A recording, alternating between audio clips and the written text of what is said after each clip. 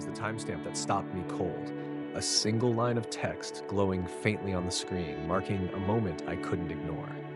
Mid-afternoon. The house was supposed to be empty except for Samantha and Luke. I clicked play, the cursor trembling slightly beneath my hand, and there they were.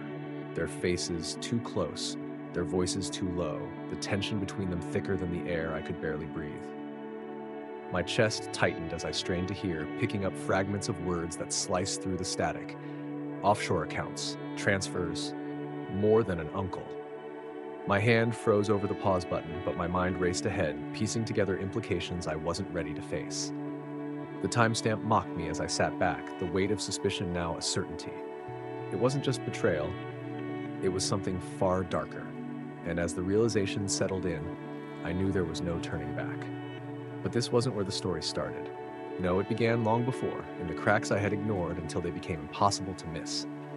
For years, I thought my life was built on a foundation of trust. Samantha, my wife, was my anchor. Luke, my brother, was my closest ally. Together, we were a family, navigating life's storms with an unspoken bond that seemed unbreakable. I was a husband, a father, and a former intelligence officer who had seen the worst humanity had to offer, but always found solace in the people waiting for me at home. But trust is a fragile thing, isn't it? It's not the grand betrayals that break it first. It's the little things, the fleeting moments that slip by unnoticed until they pile up, until you're forced to confront the truth you've been avoiding. For me, it started with Samantha's laughter. It wasn't quite right.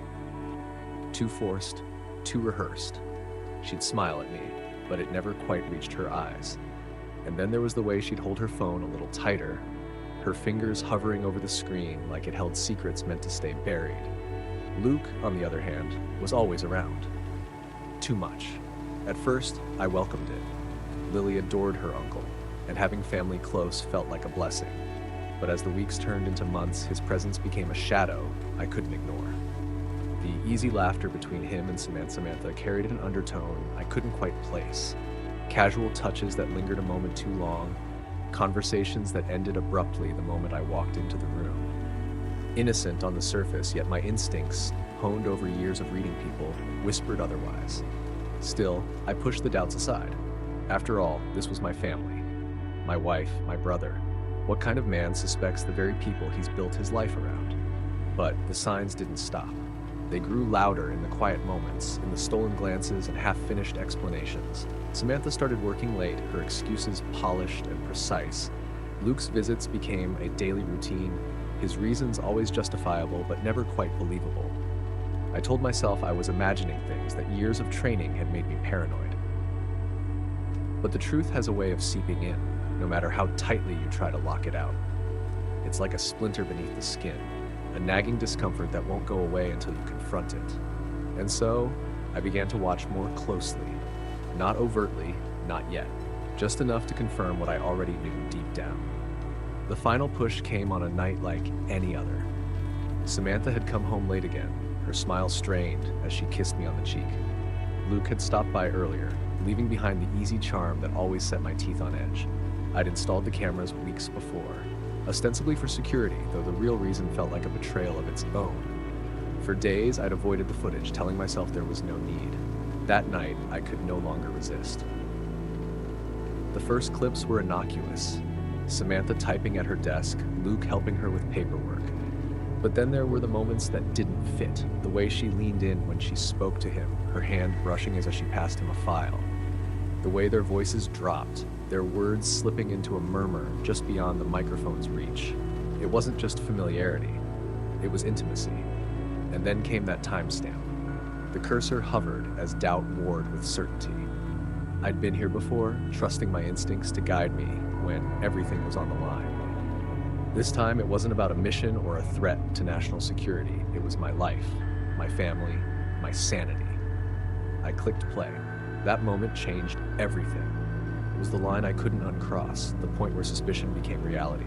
And as I sat there staring at the screen, I realized the trust I'd built my life on had been nothing more than an illusion. The cracks had become a chasm, and there was no going back.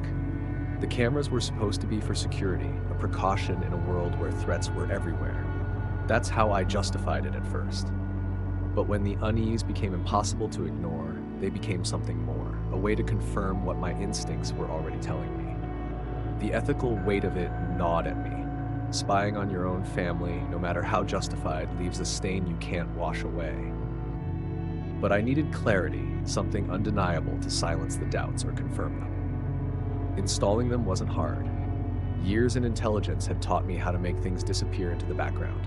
Tiny lenses tucked into corners, microphones embedded in plain sight. The living room, the kitchen, even the office, every key space mapped out and monitored. I hated myself for it, even as I told myself it was necessary. Each step felt like a betrayal, a crack in the facade of the family I'd fought so hard to build. For days, I couldn't bring myself to watch the footage. It sat there on my laptop, untouched, a quiet accusation every time I saw the folder icon. But the doubts didn't stop. Samantha's answers to simple questions grew more rehearsed, her gestures more guarded. Luke's easy confidence now felt like a mockery, his every smile a challenge I couldn't ignore. The first time I opened the folder, it felt like stepping into a dark room, knowing something waited for me inside. The clips started innocently enough. Samantha at her desk, Lily playing with her toys, Luke dropping by with his usual charm. Normal moments, the kind that made me question why I'd ever doubted them in the first place. But then the patterns emerged. The way Samantha's eyes lingered on Luke, the way his hand would brush hers as he passed her a file. The way their voices dropped just low enough to evade the microphones, their words indistinct, but their tone unmistakable. And then there was the moment, that timestamp. Mid-afternoon, hours after I'd left for work. Samantha and Luke in the kitchen, their faces close, their voices urgent. I turned up the volume, straining to catch every word. The microphone struggled, but a few phrases slipped through the static. Offshore accounts, transfers, Lily deserves better. My heart pounded as I replayed the clip, leaning closer to the screen as if proximity would change what I was hearing. The context was murky, but the intent was clear. They were planning something that went beyond betrayal. The thought hit me like a punch to the gut. This wasn't just an affair, it was a conspiracy, calculated and deliberate. As I sat there staring at the frozen image of their faces, a cold resolve settled over me. This wasn't paranoia. This wasn't imagination. This was real, and it was happening right under my nose. For the first time, I allowed myself to acknowledge the full weight of it. They weren't just lying to me. They were dismantling my life piece by piece, and I had been too blind to see it. The doubts were gone now, burned away by the undeniable truth of what I'd seen and heard. And as I closed the laptop, the next step became clear. I couldn't let them continue, not without knowing how far the betrayal went and what they planned to do next. My investigation had only just begun. The first pieces of the puzzle were damning enough, but they were only the beginning. I couldn't stop replaying the words I'd heard, dissecting every fragment of conversation, every nuance in their tone. Offshore accounts, transfers. Lily deserves better. The phrases burned into my mind, their implications clawing at my thoughts. But suspicion wasn't enough. I needed proof. Something concrete, something undeniable. I started with the financial records. Samantha handled most of our household expenses, a division of labor I'd never thought twice about until now. I logged into the accounts, my pulse steady despite the storm brewing in my chest. At first glance, everything seemed normal. Bills paid, groceries bought, the usual expenses of a family of three. But as I dug deeper, anomalies began to surface. Small transfers to accounts I didn't recognize, always just enough to fly under the radar. 1,000 here, 500 there.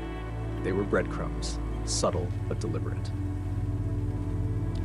Luke's involvement became clearer the more I looked. Transactions tied to his construction business, payments funneled through shell companies with vague names and no clear purpose. The pattern was unmistakable. They were siphoning money, piece by piece, as if dismantling my life in slow motion. The anger simmered beneath my skin, but I forced it down. Anger wouldn't help me. I needed clarity, precision, the tools that had served me well in my years of intelligence work. Then there was Lily. Her name had slipped into their whispered conversations too often, wrapped in a tone that made my chest tighten. "She deserves better," Samantha had said. What did that mean?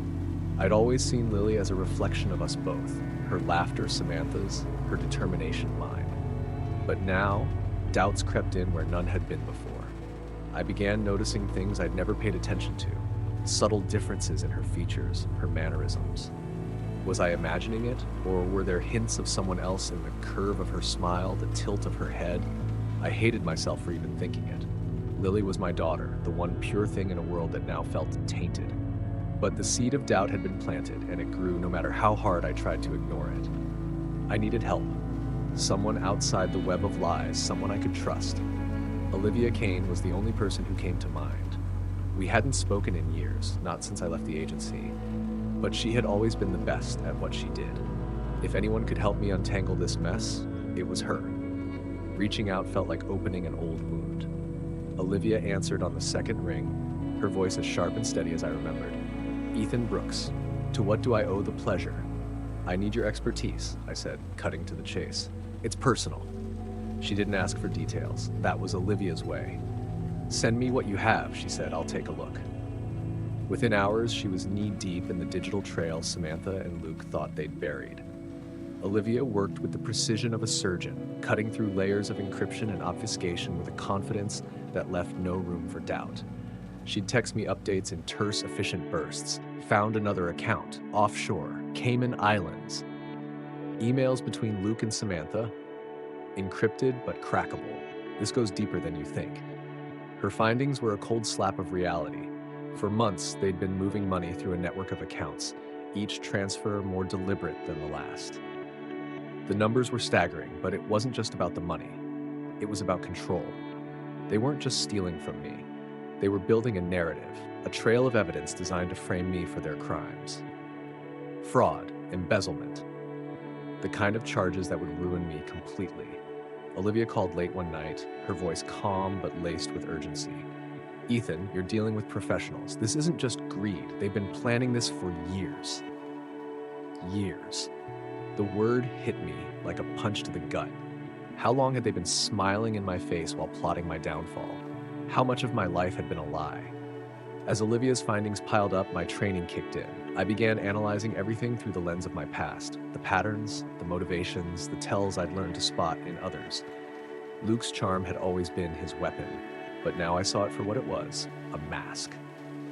Samantha's warmth, her laughter, even her moments of vulnerability, all of it felt tainted, as if I were seeing the strings of a puppet show I hadn't realized I was part of.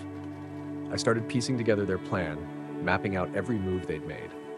The financial transfers, the late-night conversations, the calculated distance Samantha had placed between us, designed to make me question my own sanity. They weren't just betraying me, they were erasing me. And yet, in the midst of it all, I couldn't stop thinking about Lily, about the moments we'd shared, the bond I'd thought was unbreakable. If she wasn't mine, no, I couldn't go there. Not yet. There was too much at stake, too many other battles to fight. But the doubt lingered, a quiet whisper in the back of my mind. Flashbacks came unbidden as I worked through the evidence. Moments from my training, lessons drilled into me over years of service. Trust your instincts. No detail is too small. The truth is always in the patterns. I'd spent my career uncovering lies, dismantling threats, protecting the innocent. Now those skills were all I had left to protect myself. Olivia's next breakthrough was the emails. Encrypted exchanges between Luke and Samantha, their language carefully coded but not careful enough. Phrases like final phase and redistribute assets painted a picture that was impossible to misinterpret. They weren't just working together, they were partners in every sense of the word. The final piece came from Olivia's deep dive into Luke's business dealings. Real estate projects tied to shell companies, construction contracts that didn't add up. And then, buried in the records, a link to an insurance payout from over a decade ago, the payout from my parents' deaths. I stared at the screen, my breath catching in my chest. The accident that had shattered our family, that had left Luke and me clinging to each other for support. Was it possible he'd orchestrated it? The thought was too monstrous to fully process, but the evidence was there, staring back at me. Transactions that didn't make sense. Payments tied to maintenance work on the car my parents had been driving that night. I closed my eyes, forcing the anger down. There would be time for that later. Right now, I needed to stay focused. The pieces were falling into place, each revelation more devastating than the last. Samantha and Luke weren't just betraying me. They were dismantling everything I'd ever believed in. And they were doing it with the cold precision of people who thought they'd already won. But they were wrong. The game wasn't over yet. And as I stared at the map of their deception spread out before me, I knew one thing for certain. I wasn't going to let them win. The confrontation began long before I spoke a word. It was in the way Samantha avoided my eyes that morning, her movements careful, as if afraid of breaking something fragile. It was in Luke's smirk when he walked in, his confidence radiating like he'd already won a game I didn't know I was playing. They thought they had it all under control. That was their first mistake. I waited until evening, the house cloaked in the kind of silence that only comes before a storm. Samantha sat on the couch, scrolling through her phone, while Luke leaned against the kitchen counter, nursing a drink like he owned the place. I stood in the doorway, watching them for a moment, letting the weight of what I knew settle over me. And then I stepped forward. "We need to talk," I said, my voice steady, cutting through the room like a blade. Samantha glanced up, her smile faltering. "About what?" she asked, the innocence in her tone almost convincing. I didn't answer right away. Instead, I reached into my pocket and pulled out the flash drive, setting it on the coffee table between us. "You'll want to sit down for this." Luke raised an eyebrow, his smirk widening. "What's this, Ethan? Some kind of intervention?" "Something like that," I said, meeting his gaze. "Go ahead, plug it in. Let's see what's on it." For a moment, neither of them moved. Then, slowly, Samantha leaned forward, her fingers trembling as she picked up the drive. She hesitated, glancing at Luke, who gave her a slight nod. "Just do it," he said, his tone dismissive. She slid the drive into her laptop, and the screen lit up with folders, surveillance footage, emails, financial records, everything laid bare. I watched as her eyes scanned the files, her face draining of color with each click. Luke's smirk began to waver, his posture stiffening. "What is this?" Samantha's voice was barely a whisper. "It's everything," I said, stepping closer. "Every lie, every betrayal, every plan you thought I was too blind to see." Luke straightened, his smirk gone. "You're making a mistake, Ethan," he said, his voice low, calculated. "You don't know what you're talking about." "Don't I?" I countered, pulling a chair across from them and sitting down. "Let's start with the offshore accounts, the transfers, the shell companies. Should I go on?" Samantha's hands were trembling now, her eyes darting between me and the screen. "It's not what you think," she stammered. It's complicated. Complicated." I leaned forward, my voice sharp. "You've been stealing from me, Samantha. From us, you and Luke working together, dismantling everything I've built. And for what? Money? Power?" Luke chuckled, a bitter sound. "You've always been dramatic, brother. This isn't about you. It's about survival, about taking control of a life you've been too blind to manage." "Survival?" My fists clenched, the anger boiling just beneath the surface. "Is that what you call framing me for fraud, stealing from Lily's future, lying to my face for years?" Samantha's voice cracked. "I didn't want this," she said, tears streaming down her face. "I swear, Ethan, I didn't. But Luke, he said it was the only way. He said you." "Don't you dare," I interrupted, my voice like steel. "Don't you dare try to make this my fault. You had a choice, Samantha, and you chose this. You chose him." Luke stepped forward, his hands raised in mock surrender. "All right, you caught us," he said, his tone dripping with sarcasm. "So what now? You going to call the cops? Air out all our dirty laundry?" "Oh, we're not done yet," I said, pulling out another folder and tossing it onto the table. "Let's talk about our parents." The room went still. Samantha's sobs quieted, and Luke's smirk finally disappeared. "What are you talking about?" he said, his voice a shade too careful. "The accident," I said, my gaze locking onto his. "The one that killed them. The one you were so quick to explain away. Turns out it wasn't an accident, was it?" Samantha's hand flew to her mouth, her eyes wide with horror. Luke's face hardened, his jaw tightening as he stared me down. "You're grasping at straws, Ethan," he said, his voice cold. "Am I?" I opened the folder, pulling out the documents Olivia had uncovered. Maintenance logs, insurance payouts, records of payments tied to Luke's company. "Everything points to you, Luke. The faulty brakes, the insurance claim, the money trail leading straight to your accounts. You killed them, didn't you?" Luke's silence was deafening. Samantha looked at him, her expression shifting from shock to something darker. "Luke?" she whispered. Is it true? He didn't answer right away. When he finally spoke, his voice was low, venomous. They were in the way, he said. Always holding us back, always controlling everything. Someone had to take charge. My vision blurred with fury, the edges of the room closing in. They were our parents, I said, my voice trembling with rage. They were your family. How could you? Luke's smirk returned, colder now. Don't act so righteous, Ethan. You've done your share of dirty work. The only difference is, I don't pretend to be the hero. I stood, the chair scraping against the floor as I rose to my full height. You're right about one thing, I said. I'm no hero, but I'm not the monster here. That title belongs to you. Samantha collapsed into the couch, her sobs racking her body. I didn't know, she kept repeating. I didn't know. You knew enough, I said, my voice cold. Enough to go along with it, enough to betray me. Luke took a step toward me, his posture threatening. What's your plan, Ethan? You think you can just ruin us and walk away? You've got nothing. I held up the flash drive, my grip steady. This says otherwise. Every email, every transaction, every lie, it's all here. And it's going straight to the authorities. For the first time, I saw fear flicker in Luke's eyes. He lunged for the drive, but I was faster, stepping back and slipping it into my pocket. Not so fast, I said. You don't get to control this anymore. Your games are over. The room descended into chaos, Samantha's pleas for forgiveness blending with Luke's threats and accusations. But I didn't waver. The truth was out, and there was no going back. I had spent years protecting others, dismantling threats from the outside. Now I was dismantling the one that had lived under my roof all along. The aftermath was swift and brutal. By morning, Samantha and Luke's schemes weren't just exposed, they were headline news. Every detail Olivia and I had uncovered became public record. The offshore accounts, the fraudulent contracts, the conspiracy to frame me for their crimes. It all spilled out like poison, infecting every corner of their carefully constructed lives. Samantha's name, once synonymous with success, was now a stain.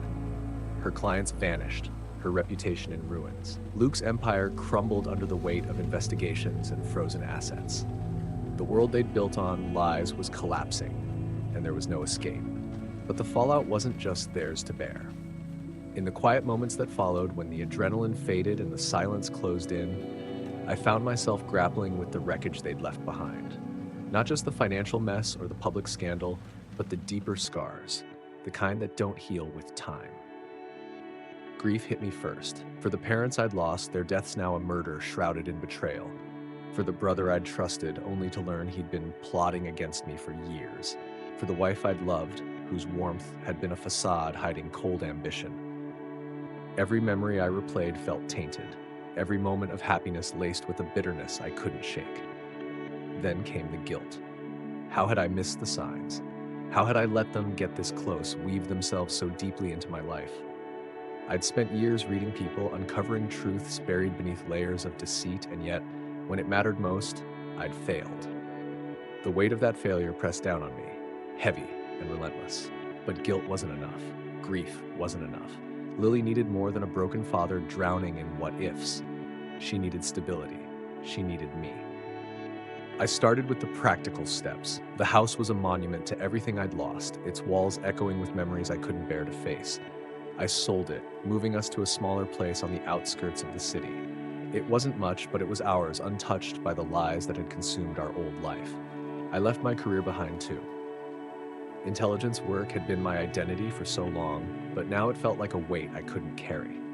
Instead, I turned my skills to something new. Consulting, helping businesses and individuals protect themselves from the kinds of betrayals I'd lived through. It wasn't glamorous, but it was honest. Lily was my anchor through it all. Her laughter, her innocence, her unshakable trust in me, they were the lifeline I clung to. I saw the questions in her eyes sometimes, the confusion she was too young to voice. She missed her mother, her uncle. She didn't understand why they were gone, why our lives had changed so much. And I didn't know how to explain it to her without shattering the fragile world she still believed in. One evening, as I tucked her into bed, she looked up at me with those wide, trusting eyes and asked, "Daddy, will Mommy ever come back?" The question cut deeper than I expected. I sat on the edge of her bed, taking her small hand in mine. "I don't know, sweetheart," I said, "but I'll always be here. I promise." She studied me for a long moment, as if weighing the truth of my words. Then she nodded and wrapped her arms around my neck. "I love you, Daddy," she whispered. Those words became my foundation. Every step I took from that moment on was for her, for the life I still had to build, for the trust I couldn't afford to break. I poured my energy into creating a new normal, one that was smaller, quieter, but no less meaningful. The world moved on, as it always does. Samantha and Luke became cautionary tales, their names spoken in hushed tones by those who'd once envied them. I watched from a distance as they faced the consequences of their choices, their downfall a reminder that justice, though delayed, could still be served. But justice wasn't the same as peace. At night, when Lily was asleep and the house was still, the questions crept in. Could I have done more? Should I have seen it sooner? And the one that haunted me most: could I ever truly let it go? I don't have all the answers. Maybe I never will. But as I sat in the backyard of our new home one evening, watching Lily chase fireflies in the fading light, I felt something I hadn't in a long time: hope. It was fragile, like a flicker of flame in the dark, but it was there. Lily ran over, breathless and beaming, holding a jar with a single firefly glowing inside. "Look, Daddy, isn't it pretty?" I smiled, pulling her into my lap. "It's beautiful, sweetheart." In that moment, I realized that while I might never erase the scars of the past, I could still build something new, something stronger, something honest. Justice had been served, but questions remained. Could I ever find peace in their silence? I didn't know. But as Lily's laughter filled the air, I decided that, for now, this was enough.